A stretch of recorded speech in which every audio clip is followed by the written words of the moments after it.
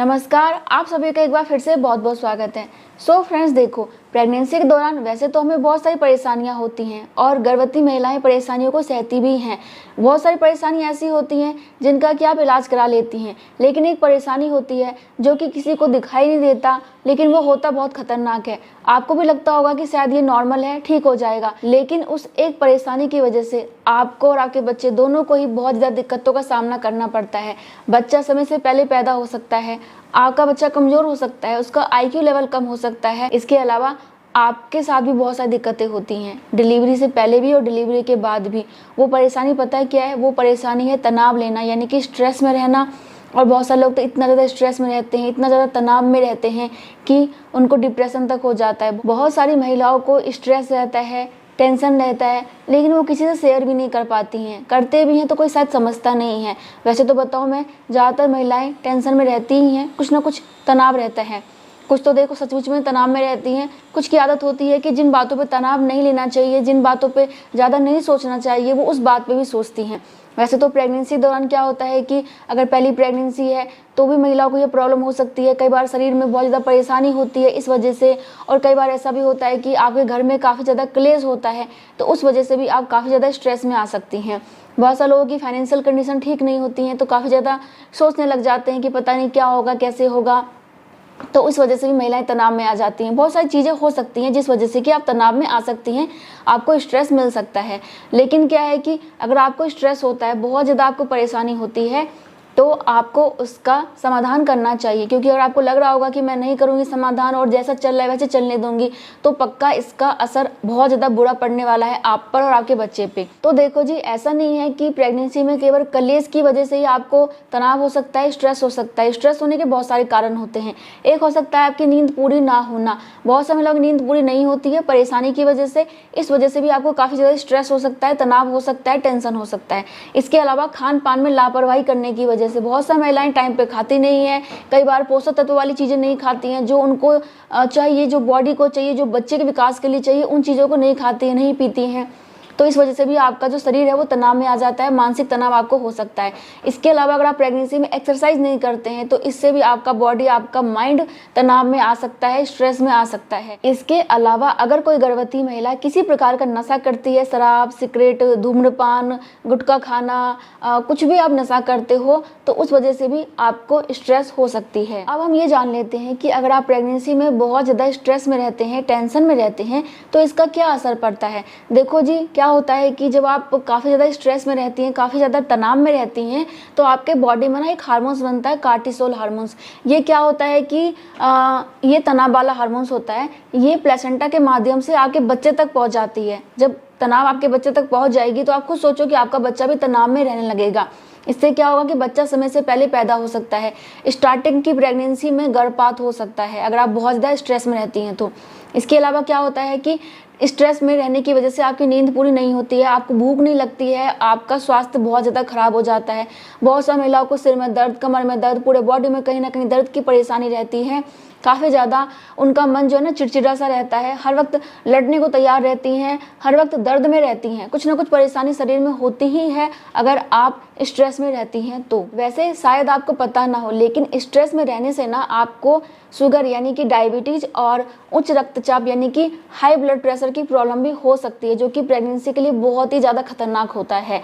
अब देखो, बच्चे की बात करें तो आपके बच्चे का IQ लेवल बहुत ही ज़्यादा कम हो जाता है, क्योंकि अगर बच्चे का IQ लेवल ही ठीक नहीं रहेगा तो आपको पता ही है कि बच्चा मंदबुद्धि हो जाएगा। तो पहला ये दिक्कत होता है। दूसरा क्या होता है कि हार्मोन्स में बदलाव हो जाता है, तो बच्चे के विकास पे बहुत ज़्यादा बुरा असर पड़ता है। बच्चा कमज़ोर हो सकता है, बच्चे का शारीरिक और मानसिक दोनों ही विकास कम रह जाता है।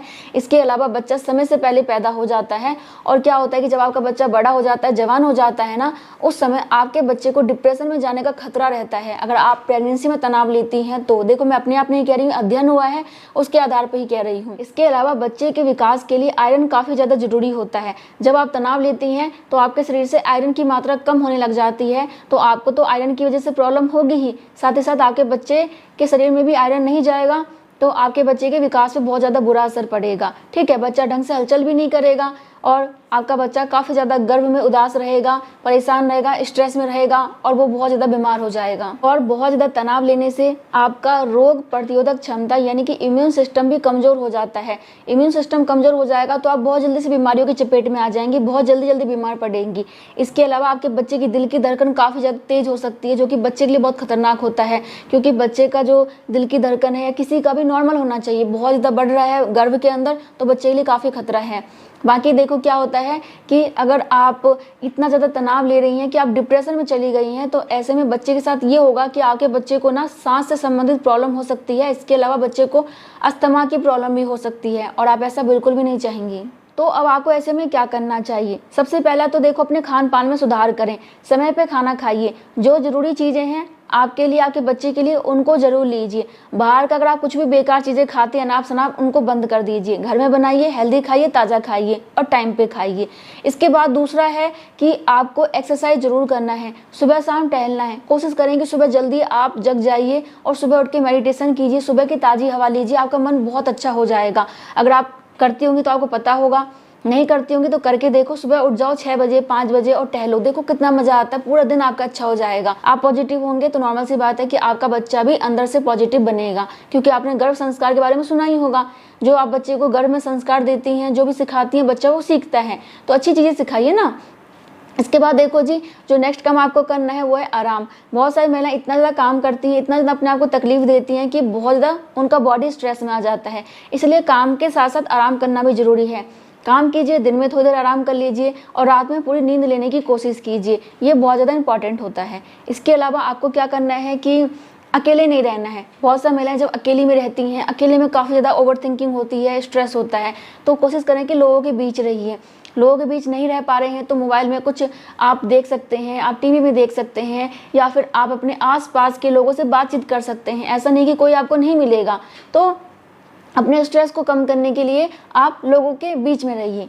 लोग नहीं मिल पा रहे हैं तो कुछ और तरीके अपनाइए, कुछ एक्टिविटी कीजिए जो आपको पसंद है। पेंटिंग पसंद है, कढ़ाई बुनाई पसंद है, या फिर कुछ चित्रकारी करना पसंद है। आजकल तो बहुत सारे DIY वगैरह करने के चैनल भी होते हैं, तो आप उनसे भी सीख सकते हैं।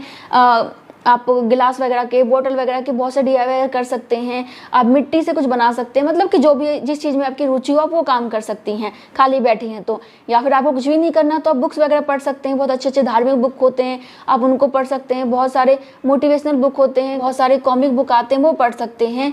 या फिर आप चाहें तो नॉवेल वगैरह आते हैं, उनको पढ़ सकते हैं, क्योंकि आपका सारा दिमाग ना वहीं लगा रहेगा, वहीं फोकस रहेगा, तो आपको तनाव लेने का समय नहीं मिलेगा। इस वजह से अपने आप को कहीं ना कहीं बिजी कीजिए। और घर में आपको बहुत ज़्यादा परेशानी होती है तो बाहर टहल लीजिए, छोटे मोटे शॉपिंग करने निकल जाइए, सब्जी खुद ले आइए जाके, ज़्यादा मत लाओ, थोड़ा बहुत उठा सकते हैं ना।